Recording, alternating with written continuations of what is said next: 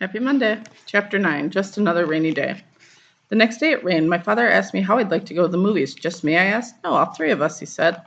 Fudge is very young to go, I said, don't you think? Maybe, but I can't think of anything else to do with him that'll take up a few hours. You could give him some socks, I suggested. You know how he loves to play with socks. Socks won't last the whole afternoon, my father said. That's why I thought of the movies. What do we see, Dad? He checked his New York magazine. A Bear's Life is playing in the neighborhood. How does that sound? What's it about, I asked. A Bear's Life, I guess, my father said. It's rated G. I was thinking of a good Western with lots of action, or else a rated R movie where you had to get in with your parents if you're under 17. But my father had made up his mind. A Bear's Life it was.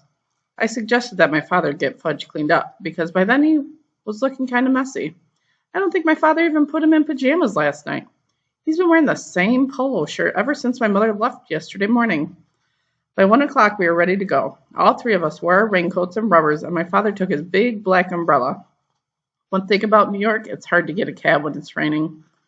But the movie theater wasn't very far away. My father said the walk would do us all good.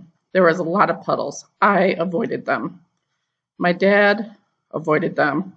Not Fudge. He jumped right in the middle and splashed like a duck. When he got to the movie theaters, he was soaked. So my father took him to the bathroom and stuffed paper towel up the bottoms of his pants so he wouldn't have to sit around wet. At first, Fudge complained, but then my dad bought him a big box of popcorn, and he forgot all about it. Right after we got in our seats, a big boy sat in front of Fudge, so we had to change seats. Now he was sitting on the aisle. I was in the middle, and my father was on the other side. When the lights dimmed, Fudge said, "Ooh, dark." I told him to be quiet. You can't talk in the movies. Okay, Peta, he said. That's when he started throwing his popcorn. At first, I didn't notice, but the people in front of us kept turning around. And then I heard Fudge whisper, "Pow, pow, pow." And I saw him throw a handful of popcorn. I poked my father. "He's throwing his popcorn," I whispered. My father reached across me and tapped Fudge on the leg. "If you throw one more piece, I'm going to take it away from you." "No throw," Fudge said loud. "Shush," the people in front of us said. "Shush," Fudge said back. You see, I told my father he's too young for the movies. He doesn't understand. But from the moment the first bear came on the screen, Fudge sat still and watched. After a while, I forgot all about him and concentrated on the movie. It was much better than I thought it would be. We showed all these bear cubs and how they lived.